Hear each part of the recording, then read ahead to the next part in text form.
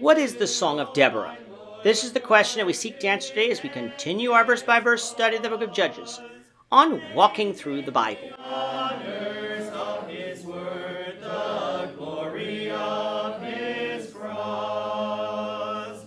Today we're going to be discussing Judges 5 verses 1 to 11, but before we do that, let's read the passage.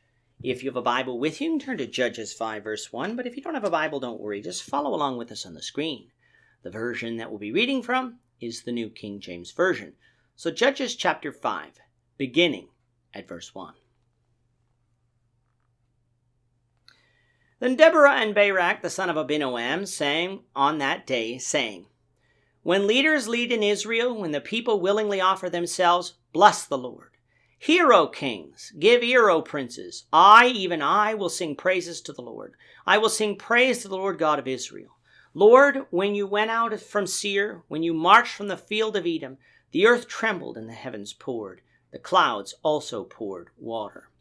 The mountains gushed before the Lord, this Sinai before the Lord God of Israel. In the days of Shamgar, son of Anath, in the days of Jael, the highways were deserted, and the travelers walked along the byways. Village life ceased. It ceased in Israel until I, Deborah, arose a mother in Israel. They chose new gods. Then there was war in the gates. Not a shield or a spear was seen among 40,000 in Israel. My heart is with the rulers of Israel, who offered themselves willingly with the people. Bless the Lord. Speak you who ride on white donkeys, who sit in judges' attire, and who walk along the road. Far from the noise of the archers, among the watering places, there they shall recount the righteous acts of the Lord, the righteous acts of his villagers in Israel. Then the people of the Lord shall go down to the gates. After having defeated Jabin and Sisera, chapter 5 is devoted to the Song of Deborah, a song of victory. I am reminded of the Song of the Sea in Exodus 15, sung by Israel after crossing the Red Sea. This song is highly poetic and can be divided into 3 parts, which is how we will divide our study of it. Part 1 being the first 11 verses of Judges 5. Part 2 being verses 12 to 21, and Part 3 being verses 22 to 31. If we start at verse 1, we see that it is Deborah and Barak that are the singers of this song, though from later on we find that Deborah is the author. The song begins with a feeling of joy that there were men in Israel that were willing to go out into battle. For recall, we said in chapter 4, the faith in Israel at that time, especially among many of the men, was lacking. Deborah blesses the Lord God of Israel that it was so. Her song was such that kings and princes were worthy of listening to it, for it would tell them of the mighty acts of the Lord and what he can do for those who follow him. In verses 4 and 5, Deborah is reminded of how the Lord has always been the deliverer of Israel. He delivered Israel from Egypt. He was present with them at Mount Sinai and with them from there all the way through their wilderness wandering and through their conquering of the promised land. The reason, though, that they suffered is not because God abandoned Israel, but because they abandoned God through their idolatry. And because they abandoned God, Israel's neighbors afflicted them, causing them to fear to the point that the highways became deserted and travelers were forced to walk the byways, which are minor roads or paths. The leaders in Israel ceased being leaders because of this fear, all because they had chosen new gods to worship. If they hadn't done so, there wouldn't be war within their gates, and Israel would have been able to defend herself, for the Lord would have been with them.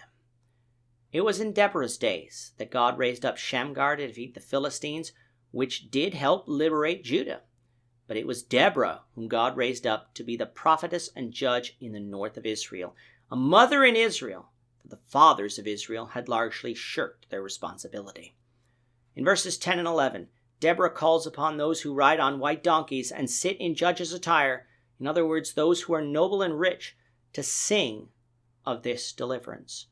You see, God didn't deliver only the rich from oppression or only the poor from oppression. He delivered all of Israel.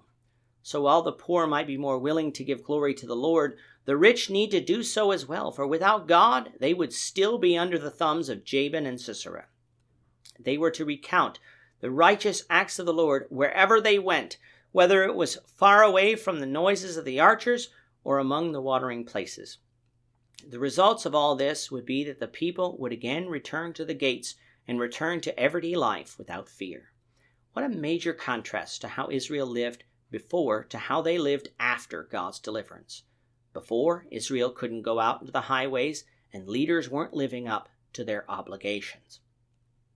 After, Israel could go about their business without fear of harassment. Now, if Israel would only remember this so that they wouldn't go off into sin again, they would be able to continue living this way. But alas, we know where the rest of Judges will go. We'll continue with the Song of Deborah, the Lord willing, in the next lesson. With that, our time is up for today. The Lord willing, we hope you'll join us for tomorrow's discussion of Judges chapter 5, verses 12 to 21, as we continue our walk through the Bible, one verse at a time. Thank you for watching today's episode.